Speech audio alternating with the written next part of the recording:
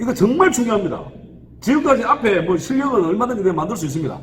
그러나 이거는 정말 중요합니다. 마지막 대목이 대단히 중요합니다.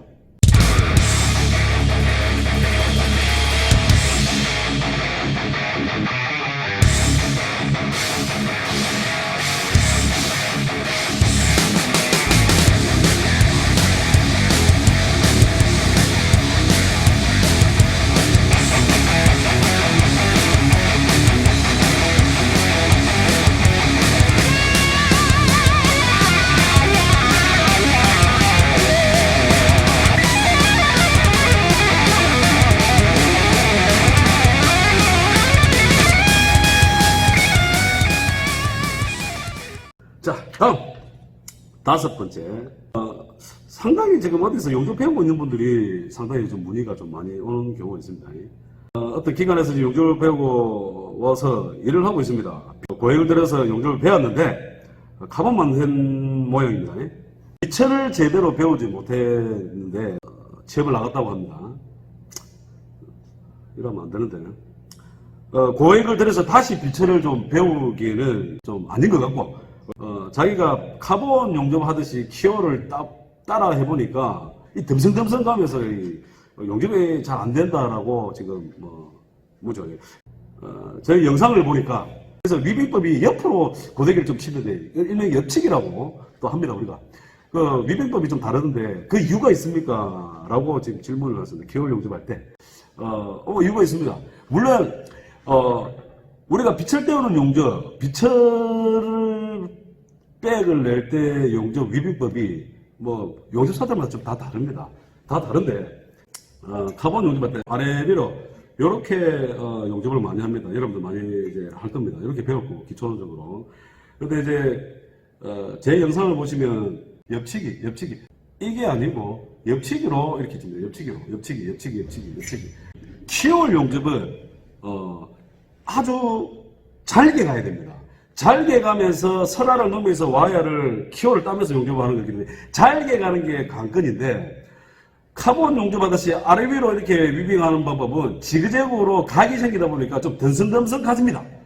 옆치기를 하게 되면은 내가 잘게 칠 수 있는 장점이 생깁니다. 칠 텐데 죄송합니다. 그래서 우리가 이제 조선소 아이랜드 가면은 이제 키올 용접을 여러 가지 이제 디퍼런스 서스 이상 되는 용접을 키올 용접을 많이 하기 때문에 물론 다 그런 건 아닙니다. 용접사들만 스타일 다르지만 비철을 좀 키오를 좀 많이 따르시는 분들이 스타일이 다 옆치기로 좀 많이 합니다.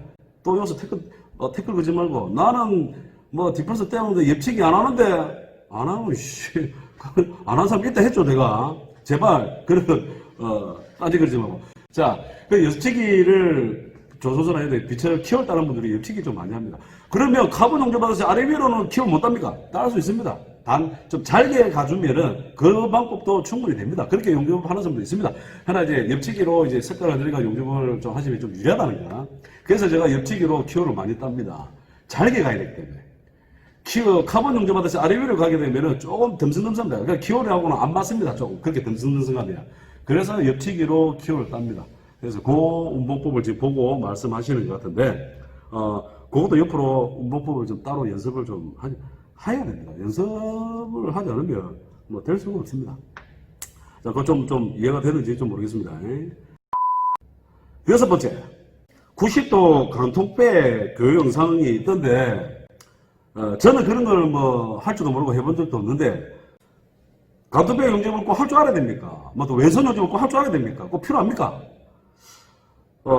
이 질문은, 제가 뭐 어떻게 설명을 해야 될지 모르겠습니다. 이 질문은, 내가 살라고 밥을 먹는데 꼭 국을 먹어야 됩니까? 꼭 고기를 먹어야 됩니까? 그냥 밥만 먹으면 안 삽니까? 이 질문 같습니다. 자, 밥만 먹어도 살 수 있습니다. 맞죠? 고기와 국이나 이런 걸 먹으면 어떻습니까? 더 맛있습니다. 더 몸에 영양분도 충분히 되고. 이 말이 무슨 말이냐면, 간통배, 왼손 용접 못해도 됩니다. 허나 간통배 용접, 그 다음에 왼손 용접을 못하게 되면은 그러한 자세에서의 용접이 나왔다라고 하면은 그 현장에서는 일하기가 쉽지가 않겠죠. 또 이런 어떤 예를 듭니다. 실력이 안 되면 몸이 힘듭니다. 우리 용접장에서는. 이왕 내가 할 수 있는 어떤 연습을 할 수 있는 여건이라든지 실력을 만들 수 있는 여건이라든지 뭐 배우고 있는 중이라든지 여건이 된다라면 그런 실력을 만들어서 현장에 나가면은 엄청나게 도움이 되겠죠. 그 어떤 누가 이 부분에 대해서도 어떤 누군가가 옛날에 댓글 달아놨습니다. 와, 뭐, 현장에 갔는데 뭐 감독백 할 일도 없고 어차피 감독백 하고 나면은 저걸 말로 저렇게 니고 파이널 칠 때는 어차피 들이누면 되는데 그 병신 같은 소리 하고 자, 백도 들이눕는 거 하고 백을 편안하게 감독백으로 엮고 니고 파이널만 들이눕는 거 어느 게 몸이 더 힘듭니까? 이왕 내가 이 실력을 할 줄 안다면 맞잖아요. 그러고 협상 공간에 우리가 조수석에 알티 찍는 곳이나 뭐 진짜 백을 검사하는 곳에는 감독백이 얼마나 내가 유리한데 왜? 감독백의 장점이 뭐냐? 백을 보면서 내가 용접하기 때문에 백이 잘 노나 안 노나 서로가 녹나 안 노나 보면서 용접을 합니다. 그러고 어떠한 자세도 용접을 백이 왜냐면 알티 찍는 곳에는 백이 되게 중요하기 때문에 근데 물론 알티 안 찍는 곳에는 의미가 없습니다. 그러면 알티 안 찍는 곳에도 의미가 없다고 해서 감독백을 할 줄 알면 그렇게 쭉 하면 되는데 감독백을 못하면은 들어 누워야 되잖아요. 백보다 들어 누워야 되잖아. 힘들게. 니코 파이널을 들어 누우면 되는데 한 개라도 덜 누워서 하면 몸이 편하잖아요. 왼손 내가 오른손만 용접해가지고 갔는데 이게 오른손 자세가 안 나와. 요만큼이. 그럼 어떻게 할 겁니까? 어때 뿔 겁니까? 아니면 저 용서 이거 오른손밖에 못하는데요. 왼손 구간 이거 친구야 형님아 야 이 구간 내 왼손 해야 되는데 왼손 못하겠는데 네가 좀 해도 이 뭔 개소리야! 뭡니까 이게? 이래서 안 됩니다. 물론 지금 일하고 있는 분들은 현장에서 빨리 내가 왼손 실력을 좀 만들어주는 게 위빙이 좀 힘들더라도 그리기 정도는 왼손을 만들어줘야지 내가 커리어가 높아가지고 어떠한 자세든 용접을 할 수 있는 실력을 만드는 게 관건입니다. 지금 어디 배우고 있는 초보자분들은 배우는 이왕 같은 기간에 배우고 연습할 수 있는 시간이 있다면 그 실력을 만들어야죠. 그게 핵심입니다. 그래야 내가 좀 더 빨리 성장하고 A급이 30분 만에 끝나는 포인트라도 나는 1시간이 걸리더라도 할 줄은 알아야죠. 개떡을 치는 게 아니라 할 줄은 알아야죠. 그러면서 시간이 점점 경험이 쌓이면 줄어듭니다.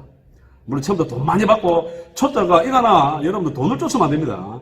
어떤 기간이나 지금 용접 처음 시작하신 분들 처음 현장에 가지고 남들은 뭐 일당 뭐 20만원, 20몇만원, 18만원, 19만원 받는데 초짜가 나도 그 정도 받아 그런 어떤 마인드 이 바닥에 쉽게 살아가기 힘듭니다.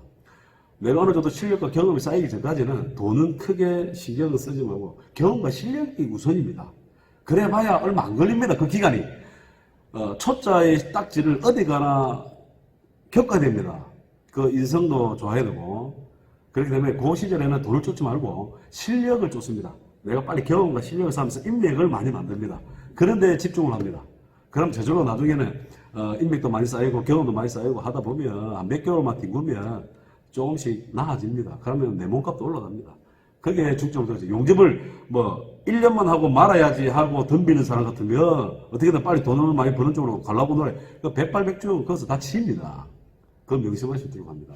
그래서 연습만이 살 길이다. 오른손, 왼손 그리기 정도는 할 줄 알아야 된다는 거. 그래서 감독백도 내가 따로 시간 내서 할 수 없다라면 뭐 할 수 없지만 내가 할 수 있다라면 그런 실력을 만들어 놓는 게 좋습니다. 무슨 말인지 알겠죠? 자, 다음에 다음 책. 반도체 용접과 조선소 용접이 뭐가 다릅니까?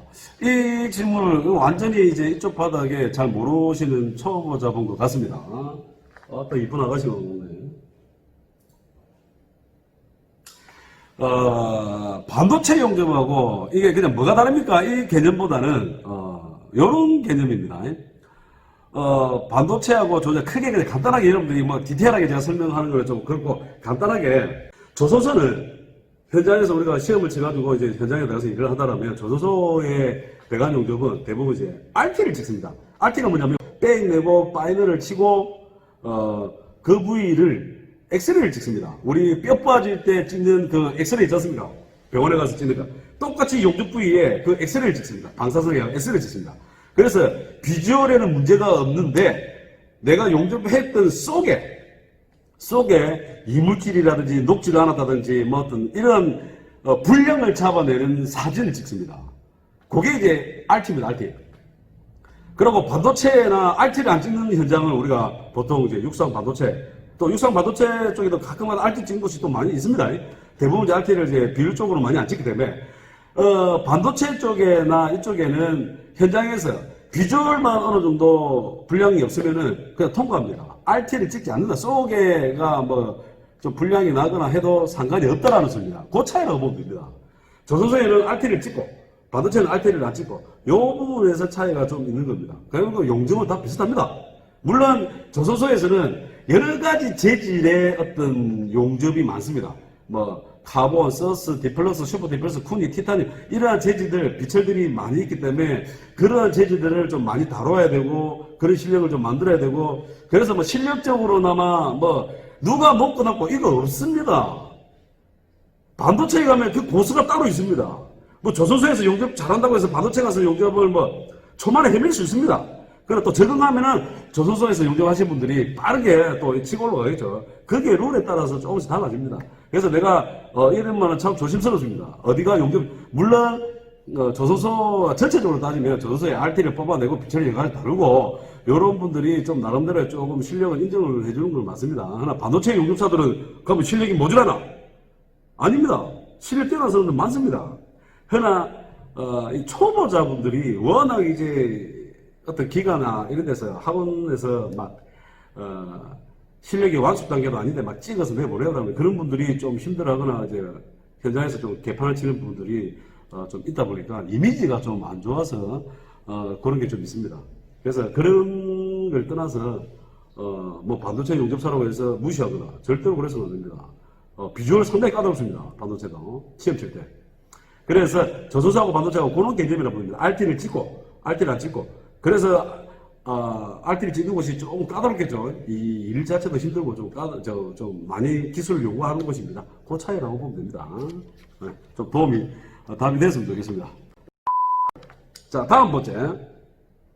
지금 반도체에서 RT를 찍지 않는 포인트를 용접하고 있습니다. 추후에 RT 찍는 용접, 조선소나 플랜트, 원자력 뭐 이런데 또 LNG 수주가 우리나라 지금 엄청나게 지금 많이 받고 앞으로 지금 조선소가 좀 살아난다라고 하는데, 그래서 RT에 관심이 많습니다. RT에 관해서 설명 좀 해주세요. 이거 방금 설명한 겁니다.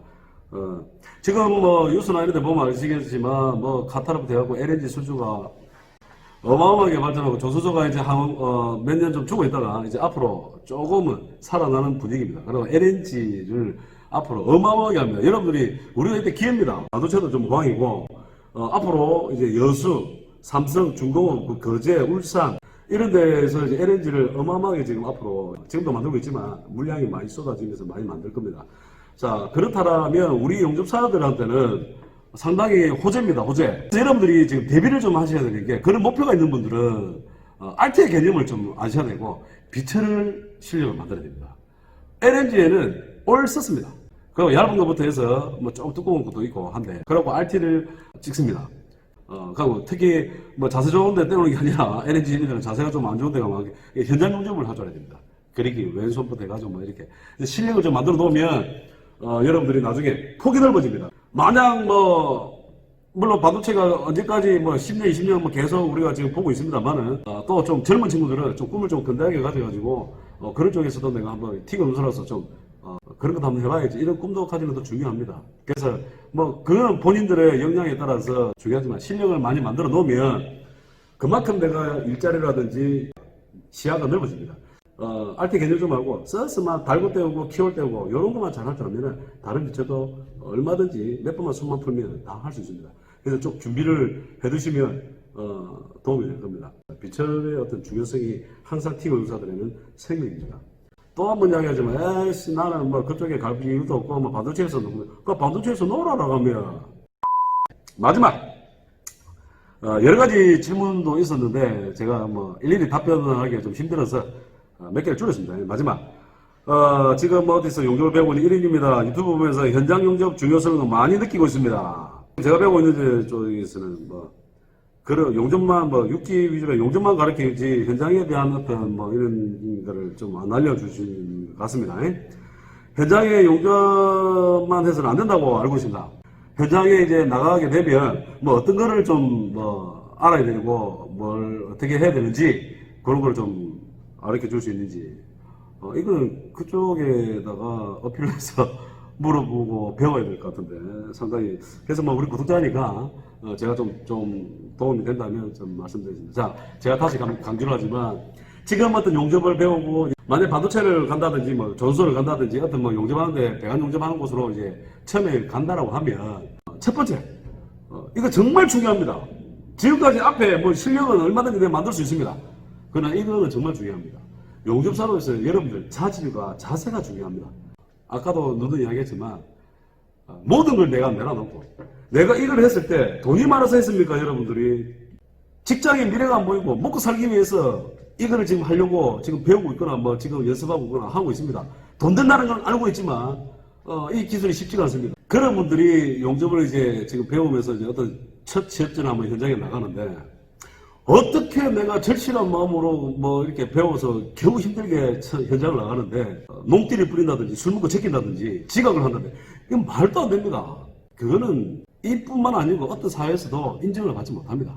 그래서 성실함이 무기가 돼야 됩니다. 첫 번째, 성실함이 무기가 되고 그 다음 제 주변 동료들과 잘 어우러지면서 정말 우리 인간은 절대로 내보다 지위가 낮다든지 내보다 기술이 없다든지 뭐 조공이라든지 백과사라든지 여러분들이 내보다 못난 사람이 없습니다. 인간을 존중해 줘야 됩니다.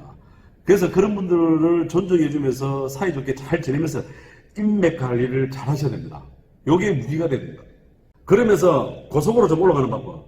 거기에 결정권자가 있습니다. 팀장이나 뭐 용접반장이나 배관반장이나 이런 분들, 그리고 용접사 A급들 이런 분들을 빨리 그 현장에 갔으면은 빨리 친해집니다. 첫날부터 겸손하게 먼저 다가가지고 우리 쪽 사람들은 다 인맥이 중요하다는 걸 알기 때문에 내가 먼저 다가가서 잘하면은 그런 분들이 못해주거나 뭐 낯설게 대하고 이러지 않습니다. 다가오지 않으면 다가오지도 않습니다. 왜?